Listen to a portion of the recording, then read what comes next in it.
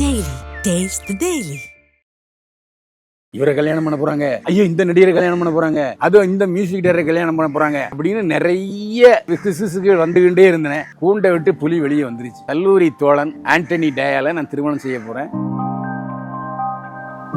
எப்பவும் ஒரு நடிகை வந்து வாய்ப்பு இல்லாமல் போனே சூட்டோட சூட கல்யாணம் பண்ணிடுவோம். அதான் கல்யாணம் ஜோரா நடக்கும். அவரு பேரு ஆண்டனி டயால், அவர் கிறிஸ்டியன். இப்போ யாரு மதம் வர போறான்னு தெரியல. இனிமேதான் அவர் யாரு, என்ன தொழில் பண்றாரு, சினிமாக்காரரா இல்லைங்கிறது தெரிய வரும். அது இப்போதைக்கு தெரிய வரல. கீர்த்தி சுரேஷ் ஆரம்ப காலத்தில் கொஞ்சம் செக்ஸ் எக்ஸ்ப்ளாய்ட் பண்ணாங்க. அதுக்கப்புறம் அவங்க கவர்ச்சி காட்டவே இல்லை. நட்சத்திர இயக்குநர்களிடம் சரி, தயாரிப்பாளரும் சரி, இந்த ட்ரெஸ் தான் நான் போடுவேன் அப்படின்னு சொல்லிட்டாங்க. அதுக்கப்புறம் ரஜினிகாந்த், கமல், அஜித், விஜய் இவங்க யாரும் இப்போ கீர்த்தி சுரேஷை ஒப்பந்தம் பண்ணல. கீர்த்தி சுரேஷ் ஏன் கல்யாணம் பண்ணிக்கிறாரு தெரியுமா? அவர் மார்க்கெட் இல்லைங்க.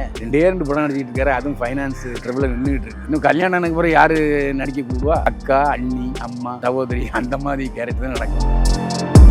கீர்த்தி சுரேஷ் விஜய் வீட்டு பக்கத்தில் பங்களா வாங்கினாங்க, கீர்த்தி சுரேஷ் வீட்டுக்கு விஜய் போனாருங்கிற கிசுகள்லாம் வந்தது உண்மை. அதை வந்து ஒரு பெருசாக எடுக்கக்கூடாது. நடிகை தொடர்புங்கிறது ஒர்க் அவுட் ஆகுறதுங்கிறதுக்கு உங்களுக்கு அர்த்தம் தெரியும். வாழ வைத்துக் கொண்டிருக்கும் யூடியூப் சேனல் நேயர்களுக்கு நன்றியும் வணக்கமும். கீர்த்தி சுரேஷ் ஏன் கல்யாணம் பண்ணிக்கிறாரு தெரியுமா? அவர் மார்க்கெட் இல்லைங்க. 2 படம் நடிச்சிட்டு இருக்காரு. அதுவும் ஃபைனான்ஸ் ட்ரபிள் நின்றுட்டு இருக்கு. அதாவது இன்றைக்கு நட்சத்திர நடிகர் யார் யார்? ரஜினிகாந்த், கமல், அஜித், விஜய், தனுஷ், சிவகார்த்தி இவங்க யாரும் இப்போ கீர்த்தி சுரேஷை ஒப்பந்தம் பண்ணல. இந்த மாதிரி நட்சத்திர நடிகரோட நடித்தாதான் ஒரு 2 கோடி ரூபாயிலும் சம்பளம் வாங்க முடியும். அதாவது என்னென்னா, இவரை கல்யாணம் பண்ண போகிறாங்க, ஐயோ இந்த நடிகரை கல்யாணம் பண்ண போகிறாங்க, அதுவும் இந்த மியூசிக் டைரக்டரை கல்யாணம் பண்ண போகிறாங்க அப்படின்னு நிறைய பிசுசுகள் வந்துகிட்டே இருந்தேன். டொம்முன்னு பலூன் வெடிச்சிருச்சு. கூண்டை விட்டு புலி வெளியே வந்துருச்சு. அதாவது நான் வந்து எனக்கு கல்லூரி தோழன் ஆண்டனி டயால நான் திருமணம் செய்ய போகிறேன். இது இரு குடும்பத்தாரும் சேர்ந்து எடுத்த முடிவு.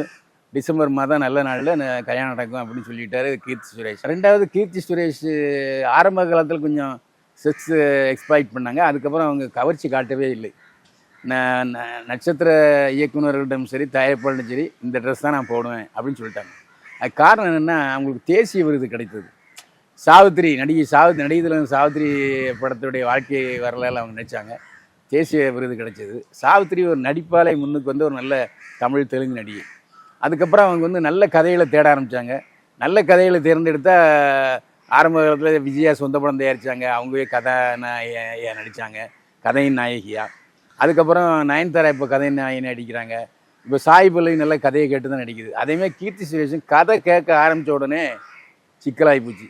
ஆகா, இது வந்து ஹீரோ சப்ஜெக்ட்னா கொஞ்சம் நடிக்க மறுதளிச்சாங்க கீர்த்தி சுரேஷ். இது எப்பவும் ஒரு நடிகை வந்து வாய்ப்பு இல்லாமல் போன உடனேயே சூட்டோட சூட கல்யாணம் பண்ணிடுவாங்க, இல்லத்தரசி ஆயிடுவாங்க. ஏன்னா மார்க்கெட்டில் இருக்கும்போதே ரிலீஸ் ஆகி கல்யாணம் பண்ணிட்டால் தான் கல்யாணம் ஜோராக நடக்கும். எல்லா நடிகர்களும் வருவாங்க, ஒரு பரபரப்பாக பேசப்படும். அந்த மாப்பிள்ளையை பற்றி ஏதாவது தெரிய வந்துச்சா சார்? மாப்பிள்ளை யார்? அவர் பேர் ஆண்டனி டயால். அவர் வந்து என்னன்னா, கீர்த்தி சுரேஷ் இந்து, அவர் கிறிஸ்டியன். இப்போ யார் மதம் வர போகிறான்னு தெரியல. என்ன ஆண்டனி தயால் இந்துவாக மாற போகிறாரா, இல்லை கீர்த்தி சுரேஷ் கிறிஸ்டினாக மாற போகிறாரா, இல்லாட்டி மதத்தில் நீர் நான் ஏன் மதத்தில் இருக்கேன்னு சொல்லிட்டு போகிறாங்களா தெரியல. ஆனால் தன்னுடைய பாலிய நண்பர் அப்படின்னு சொல்கிறாரு. இப்போ சில நடிகைகள்லாம் வந்து பாலிய நண்பர்கள் வச்சுருக்காங்க. அவங்க யார் என்ன லிவிங் டுகெதர் வாழ்க்கை கூட சில நடிகைகள் வாழ்ந்துட்டு இருக்காங்க. ஆனால் இது பற்றி இதுவரைக்கும் பத்திரிகையாளர் கண்ணுக்கு தெரியாமல் தான் இருந்தது. ஏன்னா அந்த ஃப்ரெண்ட்ஸ் அதாவது அவங்க கல்யாணம் பண்ண போகிறாங்க, பாய் ஃப்ரெண்ட் சர்க்கிள் வந்து ரொம்ப ஒரு மறைவிடமாக இருக்கும். அதனால் அதை யாரையும் ஸ்மெல் பண்ண முடியல. இனிமேல் தான் அவர் யார், என்ன தொழில் பண்ணுறாரு, சினிமாக்காரரா இல்லைங்கிறது தெரிய வரும். அது இப்போதைக்கு தெரிய வரல. ஒரே வார்த்தையில் கீர்த்தி சுரேஷ் ஆண்டனி தயாலை மணக்கிறார். டிசம்பர் மாதம் இந்த திருமணம் நடக்கிறது அப்படிங்கிற மெசேஜ் மட்டும்தான் பத்திரிகையாளர் தரப்பட்டது. கீர்த்தி சுரேஷை தொடர்புள்ள நினைக்கும் போது அவர் செல்ஃபோன் எடுக்கலை. ஏன்னா இந்த சூழ்நிலையில் எதுக்காக ஃபோன் வரும்னு அவருக்கு தெரியும். அதனால் ஃபோனை ஆஃப் பண்ணி வச்சுட்டார். திருமணத்துக்கு அப்புறம் நடிக்கிறதுக்கான வாய்ப்பு ஏதாவது இருக்கு? கண்டிப்பாக இல்லவே இல்லை. என்ன காரணம்னா, இப்போவே மார்க்கெட் இல்லை. இன்னும் கல்யாணம் ஆனதுக்கு அப்புறம் யார் நடிக்க கூடுவா? அக்கா, அண்ணி, அம்மா, சகோதரி அந்த மாதிரி கேரக்டர் தான் நடக்கும். அது தேவை, வாழ்க்கை நடத்துவதற்கு சம்பளம் தேவை, சினிமா தேவைன்னா அவங்க வருவாங்க. ஆனால் அவங்க ஆல்ரெடி அவங்க பாட்டி நடிகை, அவங்க அம்மா நடிகை, குடும்பமே சினிமா குடும்பம். அவங்க அப்பா தயாரிப்பாளர், அதே நேரத்தில் பாஜக பிரமுகரும் கூட. கீர்த்தி சுரேஷ் அவரோட அழைத்து போய் பிரதமர் மோடியை சந்திக்க வைத்தார் அவருடைய அப்பா, அதாவது சுரேஷ். அதுக்கப்புறம் இவர் பாஜகவில் சேரணும் அப்படிங்கிறது அவங்க அப்பாவுக்கு விருப்பமாக இருந்தது. பொண்ணை வந்து அப்படியே எம்பி ஆயிடலாம் அப்படிங்கிற சிறப்பு கீர்த்தி சுரேஷுக்கு அந்த எண்ணம் இல்லாமல் போய்விட்டது. சினிமாவில் நடித்தார், அதனால் ஹவுஸ் ஒய்ஃபாக தான் இருப்பாங்கன்னு நினைக்கிறேன். ஆனால் ஆடிய காலம் பாடிய வாயும் சும்மா இருக்காது, மறுபடியும் வருவதற்கு வாய்ப்பு. சமீபத்தில் கீர்த்தி சுரேஷ் வந்து ஒரு நிகழ்ச்சிக்கு பங்கேற்கும் போது ஆடை வந்து ஒரு மாதிரி கவர்ச்சியாக இருக்க மாதிரியான ஒரு ஆடை வந்து போட்டுட்டு வந்தாங்க. அது ரொம்ப விமர்சனமாக பேசப்பட்டுச்சு. நடிக்கிறதுக்கு எதுவும் வாய்ப்பு இல்லைன்றனால அந்த கவர்ச்சியை வந்து ஏன்னா ஜோதிகா கூட வந்திருந்தாங்க, ஜோதிகாவும் அந்த மாதிரி ஆடை அணிஞ்சிருந்தாங்க. அது கூட கீர்த்தி சுரேஷை பார்க்கும்போது கீர்த்தி சுரேஷும் அந்த மாதிரி ஆடை இருக்குன்றனால ஒருவேளை கவர்ச்சி காட்டுறதுக்கு முன் வராங்களான்ற ஒரு கேள்வியில வந்துச்சு. ஆமாம், அது ஒரு விஷயம் புரிஞ்சுங்க. இப்போ தமிழ்நாடு தமிழ் சினிமா விழாக்கள் வேறு, ஆனால் தெலுங்குலையும் சரி ஹிந்திலையும் சரி அவங்களே வற்புறுத்துறாங்க. ஏன்னா அவங்க டிவிக்காரங்க இருக்காங்க, அது ஒரு ப்ரொமோஷனுங்கிறதுனால அந்த செக்ஸ் எக்ஸ்ப்ளாய்டேஷனுங்கிறது கம்பல்சரியாக இருக்குது. அவ்வளோ பெரிய கல்யாணம் ஆகி குழந்தைகள் இருக்கிற ஜோதியாவே அப்படி கவர்ச்சியாக வரும்போது கீர்த்தி சுரேஷ் வரக்கூடாதான்னு வந்தாங்க, ஆனால் ஒர்க் அவுட் ஆகலை.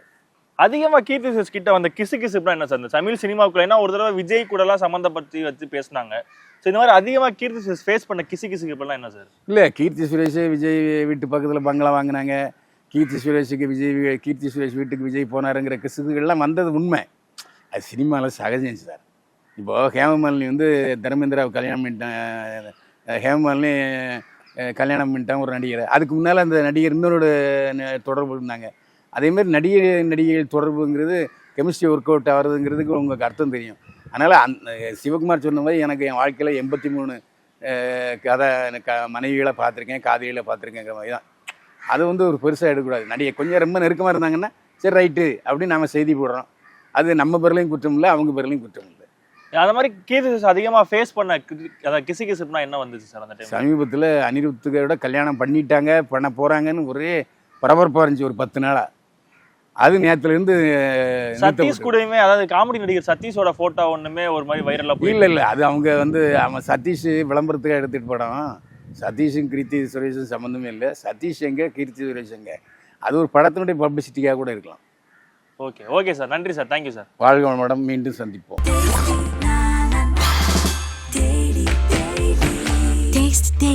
Taste the Daily.